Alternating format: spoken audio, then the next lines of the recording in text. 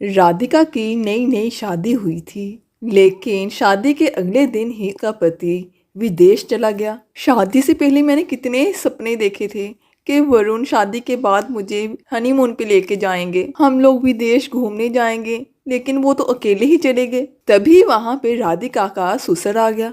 अरे क्या हो गया राधिका बहू, बड़ी परेशान लग रही हो। देखिए ना ससुर जी, हमारी नई नई शादी हुई है और वरुण सुबह सुबह ही विदेश निकल गए। मैंने कितने सपने देखे थे। यही ना कि तू वरुण के साथ हनीमून पे जाएगी, पूरी दुनिया घूमेगी, पर ऐसा नहीं हुआ। यही सोच रही है ना तू। ससुर जी, मैं आपसे इस बारे में बात नहीं कर सकती। मैं जा रही हूँ और मैं सासू माँ से इस बारे में बात करती हूँ। इतना शर्माने वाली बात नहीं है राधिका, हम लोग मॉडर्न हैं। अगर तुझे पूरी दुनिया ही घूमनी है तो मैं तुझे घुमा देता हूँ। अगर तू बोल तो मैं हम दोनों की कल की टिकट करवा लेता हूँ। ससुर जी तो थोड़े ठड़की लग रही हैं।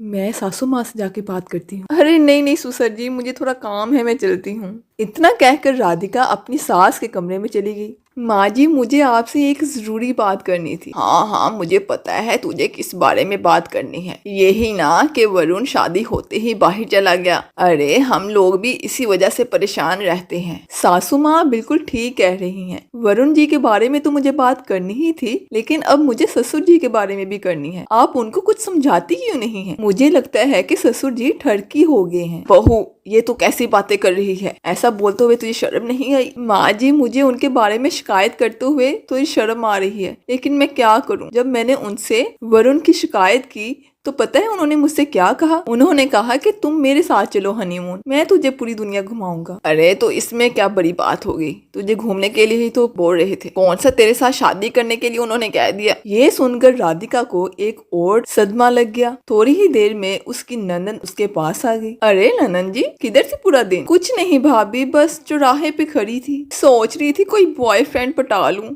पर पटा ही नहीं। अरे कैसी बातें कर रही है तू? तो इसमें क्या हुआ? चले हम दोनों मिलकर खाना बना लेते हैं, मुझे बहुत भूख लग रही है। मेरे ससुराल वालों को आखिर हो क्या गया है? सबके सब ठरकी हैं।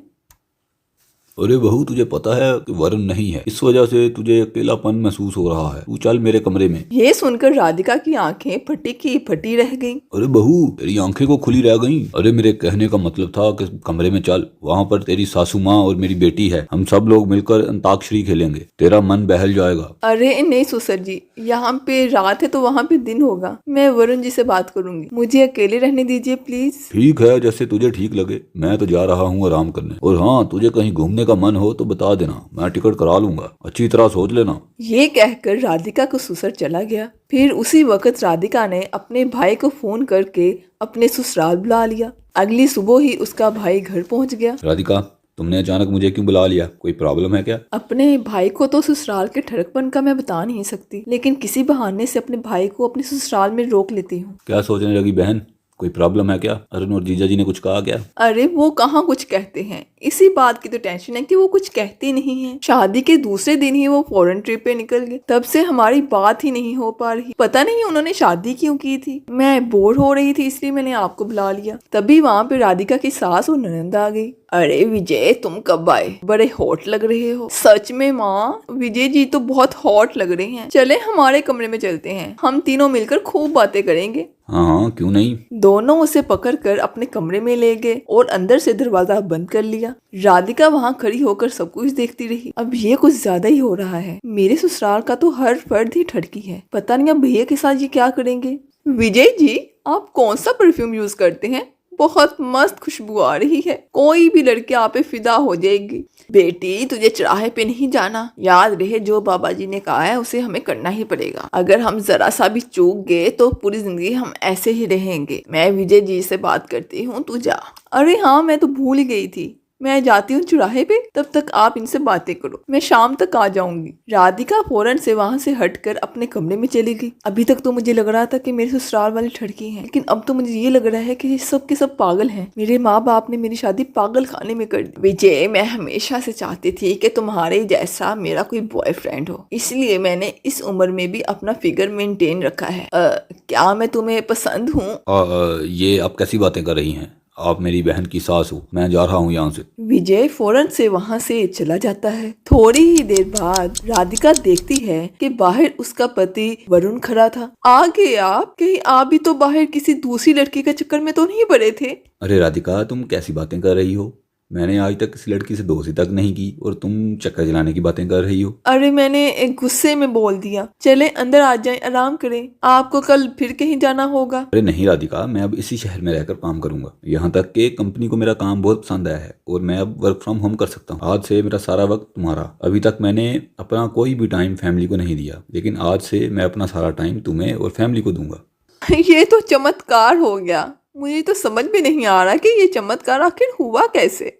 तभी वहां पे राधिका की सास, उसकी ननंद और उसके ससुर सभी आ गए। बहू, ये सच में चमत्कार ही है। बचपन से ही हमने इसे बोर्डिंग स्कूल में भेज दिया था। कॉलेज की पढ़ाई भी इसने लंदन रह के की थी और जब से इसको नौकरी मिली है तब से कभी इस देश में रहता है, कभी किसी और देश में। घर में तो कभी रहता ही नहीं।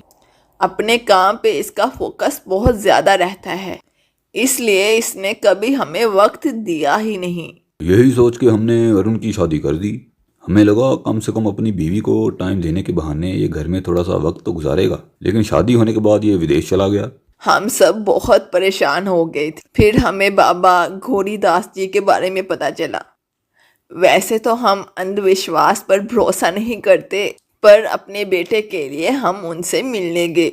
फिर उन्होंने हमें एक ऐसा टोटका बताया जो कि हम करना नहीं चाहते थे, फिर भी हमें करना पड़ा। कैसा टोटका सासू माँ?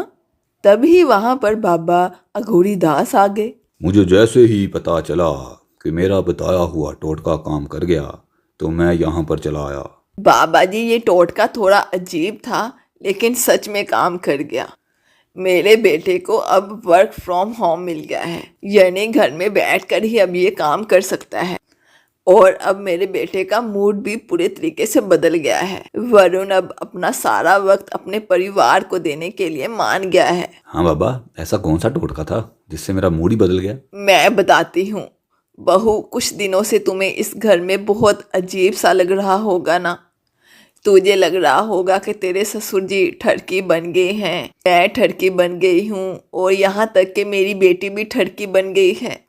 ये सब कुछ उस टोटके का ही पार्ट। बाबा जी ने कहा था कि अपनी बहू के सामने ठड़कपन दिखाना। कुछ दिन तक जो भी लड़का दिखे उसके सामने ठरकी बन जाना और कुछ ही दिनों बाद तेरे बेटे का मूड बदल जाएगा। और ठीक वैसा ही हुआ। ये थोड़ा पागलपन जैसा लगा, लेकिन अपने बेटे के लिए ये करना हमें मुनासिब लगा। और हाँ बहू, तू तो मेरी बेटी जैसी है। इस टोटके की वजह से मुझे तुम्हारे साथ ऐसी बातें करनी पड़ी जिससे तू मुझे ठरकी समझ ले। यहाँ तक कि तेरी माँ ने तेरे भाई के साथ भी ठरकपन दिखाई। मेरी बेटी तो अपने भाई का टाइम पाने के लिए इस कदर पागल हो गई थी कि वो चौराहों पर जाकर खड़ी होने लगी और लड़कों को छेड़ने लगी। लड़के मेरी लड़की को देखकर उससे दूर भागने लगे। लेकिन कुछ भी कहो, ये टोटका काम कर गया। हम सबको माफ कर देना बहू। अगले दिन वरुण राधिका के साथ हनीमून पर चला गया और सब लोग खुशी खुशी रहने लगे।